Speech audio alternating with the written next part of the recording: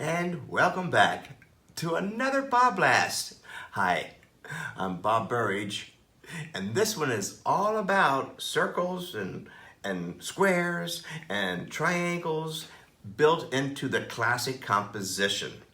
And so what you see here is basically a value study that I've done before every painting that I do.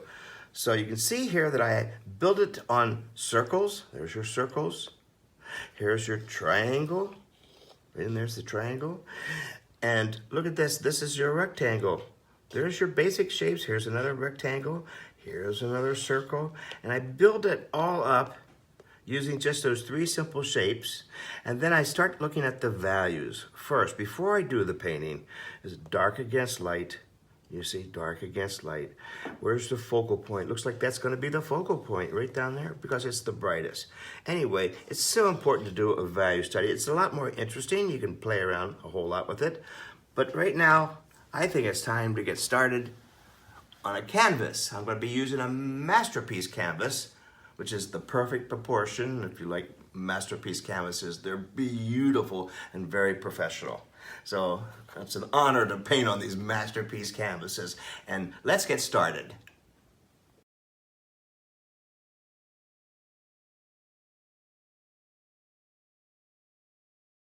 And now the value sketch. I like to do it with a long brush. Look, I've added a twig onto my brush. The reason I like to add a twig to my brush is that way I get to stand back further and I can see the painting better while I'm sketching it out. Remember, there's just a value sketch. I have on the table, my plastic has already been spread out nice and tight. That is my palette. I have the primaries, red, yellow, blue. This is not really about painting. This is just getting the values down. I have my white here, my black, and I have a big bucket of white, you can see. Now I've already taken some orange gesso. This is the Holbein gesso. They have about 23 different colors of gesso. And I like to start off with a warm tone. Orange is my favorite. Big tube of black. Now this is the size of my brush. Okay, no tiny little brushes. This is just strictly for sketching. I have my sketch here. I'm ready to go. Always wet your brush. I'm going to start off with red. So, again, the shapes. Remember the shapes. This is all about the circles, triangles, and squares. So the first shape I'm going to do is, there's the first shape. That's going to be a pear. This will be a pear too. And here's your triangle. There's your triangle. There's the back end of the pear. Look at that. Give it some personality over here. I'm going to have it sitting on a table. Let's raise the table up here. It's not going to look exactly as this. You know, things change, of course. That's what's so wonderful about being a painter. Now, let's do a wine bottle. They're awfully big, aren't they? So it's all right. That's the whole idea of a sketch. Okay, I'm going off page on this one. So there's your rectangle. Remember, the bottom is always radiused, and you want a radius here and a radius here. There's your bottle. Look how simple that one was, right? And again, we'll just sketch it out quickly. I'm going to do a glass of wine on this one. There's your oval. Here's the center. It comes down like this.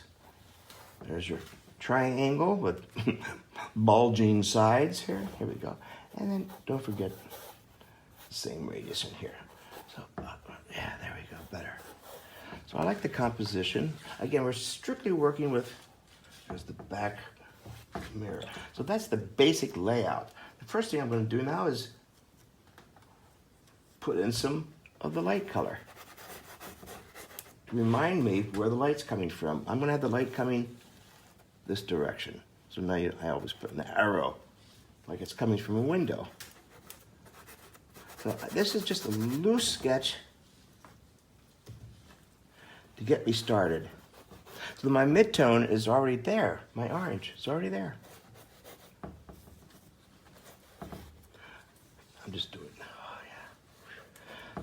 What's nice about sketching like this, it gives you an opportunity to redraw it all the time. That's the whole idea too. It's a sketch. Now let's get some blue in here. Now when I add the blue to the yellow, of course it's going to be green. Whoa, look at that. Get in, get out, really quickly. Notice I also paint all over the place. Don't stay in one area too long. Over here. Let's get back over here to the pears, which is really yellow and blue. Darken the bottom here. Boy, it's coming together nicely. And you let some of that orange peek through. That's what I like to say. It gives it that je ne sais quoi. It just jumps around, right? Oh, look at that. See, you're all over the place, right at the very beginning. You make it exciting at the very beginning, too. Get in, get out. Don't stay in one place too long. All right. Again, a value steady. I want the eyes to go here. So that's going to be darker over here. Darker. How dark? Look how... Whew. See, leaving a little bit of that orange peek through.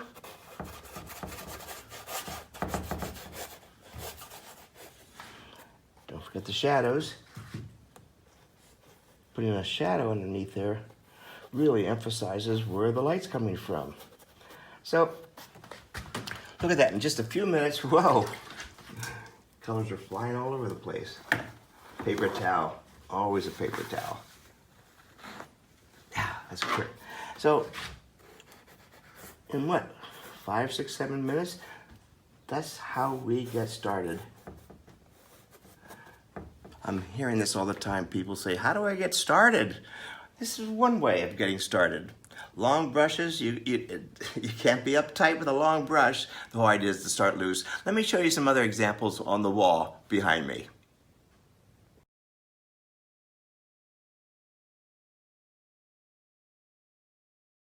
And the examples are, whether I'm doing classic compositions or just a vase of flowers, something simple, I still break it down into shapes, circles, triangles. As you can see here, there's a big fat triangle right here. But again, the flowers are broken down into circles, okay? Keep it pretty simple. And if you notice that negative shape is pretty subtle here, but the negative shape happens to be a square, just to show you some of the fun things you get to play with when you're working on a canvas. Now here it has a little bit of everything. There's my circle with a triangle on the top. Here's an upside down triangle. There's some ovals up in here. There's an oval down here. Again, this is just one of the beginning sketches, but it's great fun to start off this way. Look at that triangle in here. And again, look at the main flowers of big fat circles. Just break it down to shapes, not actual painting of the flowers, okay? Again, I keep my sketch nearby all the time. And again, one more over here, big fat triangle upside down. And again, pretty loose circles, really. They're just like explosions, but notice that it's called painting. I hope this helps you. If you break down things at the very beginning to circles, triangles, and squares, you've watched the other BobBlasts, pull it all together, and I'll see you at the next BobBlast. Thanks for watching.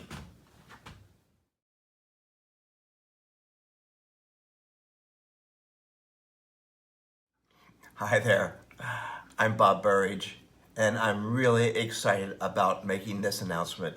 This is brand new for me. It's going to be a juried show with prizes and everything. It's called Petting Zoo. Think about that, petting zoo. Everybody loves to paint animals, and from whether they're exotic or they're pets and dogs, you know. My gosh, I've seen cow paintings and chickens and rabbits and donkeys and birds and monkeys. They're fun to paint, right? But it's the personality of all of these exotic animals and your favorite pet, of course, and to paint them with love and really show that expression.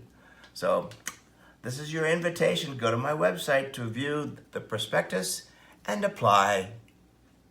And don't forget to pet your donkey.